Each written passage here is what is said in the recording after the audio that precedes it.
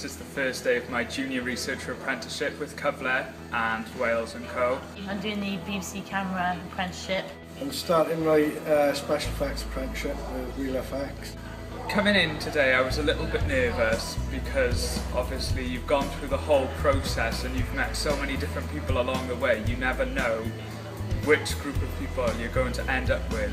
I was a bit nervous before I got here today. It's a bit like, who's got it? Do they know more than me? Horrendously nervous, but I feel like I'm bonding with everyone today and I'm feeling a lot better about it. I sort of want to get into the workplace now. I've got here, I'm really excited to get going. Hopefully over the next year I'll get to know a really nice group of people, and I'm really looking forward to start at Wales & Co and gain that hands-on production experience which anybody who works in the media industry needs.